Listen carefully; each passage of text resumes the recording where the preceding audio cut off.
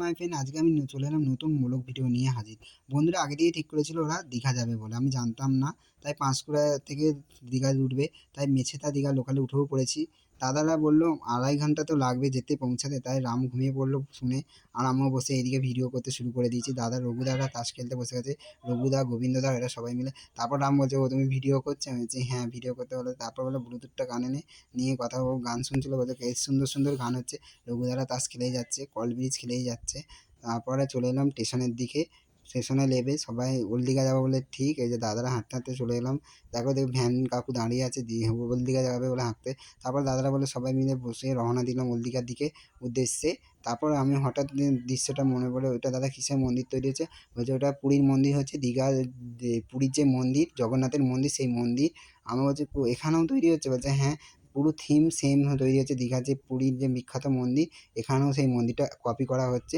আমি বলছি দাদা কবে চালু হবে? দাদারা বললো এইটা ভোটে ইলেকশনের পর এখনও হয়তো চালু হতে পারে, দেরি হবে।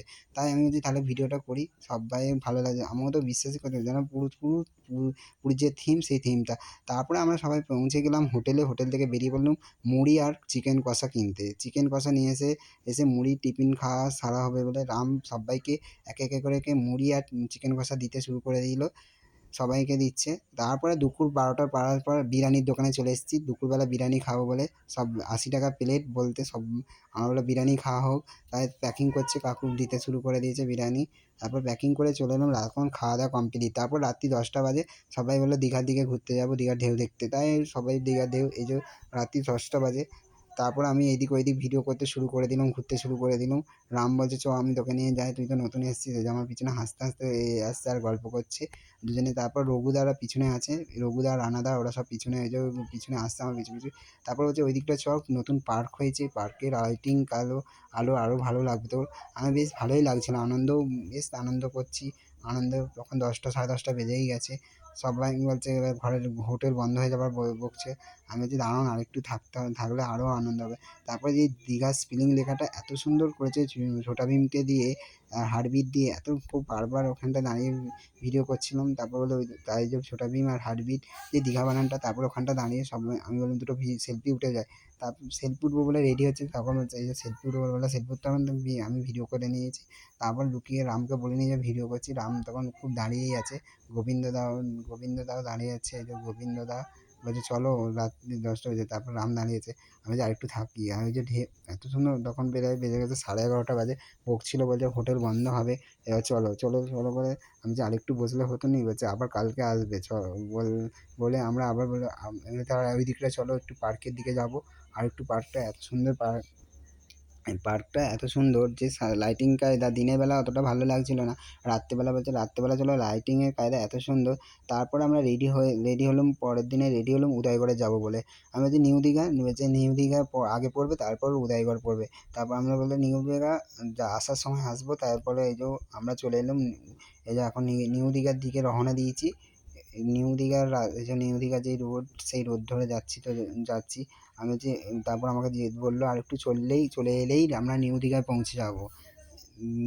দেখো কত সুন্দর রোড, আর প্রকৃতির দৃশ্যগুলো এত সুন্দর ভালো লাগছিল যে আমি আর বলার মতো, বন্ধু তোমাদের বলার মতন কোনো ভাষাই নেই। তোমাদেরও খুব ভালো লাগবে। তারপর আমাকে রাম বললো আর একটু চলে এলে নিউ দীঘা। রাম এবার গল্প করে বলছে আর একটু আর এলেই নিউ দীঘা। এই যে নিউ দীঘা স্টেশন, আমাকে বলছে এখানটা নিউ দীঘা, এই যে দেখো সব এই অটো দাঁড়িয়ে আছে, এখানটা নিউ দীঘা। আমরা বলছি তাহলে নিউ দীঘা নামবো না? বললো না আমরা উদয়গড় যাবো। আমি বলছি সেখানে কি আছে? বলছে চললেই তুই বুঝতে পারবি, আর তুই তো নতুন এসেছিস। আমি আর কিছু বললুম নি। তারপর আমরা পৌঁছে গেলাম উদয়গড়ে ব্রিজের দিকে। সব রঘুদা গোবিন্দদা রাম হাঁটতে শুরু করে দিয়েছে। যে আমি তো ছুটে গিয়ে সমুদ্রের জলে নেমে পড়েছি। রামরা টেবিল নিয়ে বসে পড়েছে, গোবিন্দদা জামাইবাবু ওরা খাবার ডিসাইড করছে কী খাওয়া হবে। আমি রঘুদাকে ভিডিও করছি, রঘুদা বুঝতেই পারেনি। তারপর রাম চেয়ার ভাসি নিয়ে চলে গেছিলো। তাই চেয়ার ধরে রাম বসে আছে। আমি এদিকে ওদিকে ঘুরছি, বলছে তুই ঘুরছিস তো? আমি বলছি হ্যাঁ ভাল লাগছে বেশ। বলতে ঠিক আছে তুই ভিডিও করতে শুরু কর। আমি এদিক ওইদিক ভিডিও করছি, ও চেয়ার ধরে দাঁড়িয়ে আছে, আমি এদিক ওইদিক ঘুরছি। জামাইবাবু বললো তাহলে চলো আমি তোমার সাথে ভিডিও ঘুরতে যাই এদিকে। তাই আমি রেডি রেডি হয়ে এদিক ওইদিক ঘুরছি। তারপরে ঝাউ গাছের বাগানের দিকে চলে এলাম। তারপরে ওরা খাওয়ার জন্য কমপ্লিট, ওরা খেতে বসে গেছে। আমাকে তো বকছিল আমি এত দেরি হয়ে গেছে বলে। তারপর আমি আরেকটু ভিডিও করে জামাইবাবু বলল ঘুরতে, আমার সাথে জামাইবাবুই আড্ডা দিচ্ছিল বেশি। তাই জামাইবাবু আমার পিছনে দাঁড়িয়ে আছে। বলছে তারপর আমি একটু এত যে পা অবধি জল ঢেউ ধুয়ে যাচ্ছে, ধুয়ে চলে যাচ্ছে, এত সব কত আনন্দ পাচ্ছে এখানে। এটা হলো উদয়গড়ের স্পেশালিস্ট জায়গা, যেখানে ঢেউ ঢেউ নিচেতে চেয়ার টেবিল পেতে বসে সবাই মিলে খেয়ে আনন্দ করছে। আমি তারপর একটু শর্ট ভিডিও তৈরি করে নিলাম। তারপর সবাই চান করে হলো তারা ফিশ আর এমনি মাছ ধরেছি সব। তারপরে চলে এলাম মাছের বাজারে। তারপরে আমরা সবাই মিলে কী মাছ খাওয়াবে ডিসাইড করছিল, তাই মাছ কেনা হচ্ছে। এই যে মাছের বাজারে চলেছে চিংড়ি মাছ, তারপর পার্শে মাছ, পমফ্রেট মাছ, সব মাছ, কত রকমের মাছ বিক্রি হয় সেইগুলো। তারপরে আমরা চলে এলাম পরের দিন সকালে সবাই মিলে। এই যে ঢেউ বাড়ি চলে যাওয়ার মনটা খারাপ হয়েছে, আমি বলছি লাস্টের দিকে একটু দীঘায় ঘুরতে চলো। তাই সবাই মিলে দীঘায় ঘুরতে গিয়ে খুবই আনন্দ হচ্ছিল, আনন্দ করে কাটছিল। মনটাও খারাপ হয়ে যাচ্ছে যে লাস্ট দিন বাড়ি চলে যাবো। জামাইবাবু পিছনে দাঁড়িয়েছে সবাই মিলে। তারপর জামাইবাবু বললো চলো তোমাকে নিয়ে একটু ঘুরি। আমার মনটা খারাপ হয়ে যাচ্ছিলো, বলছে চলো।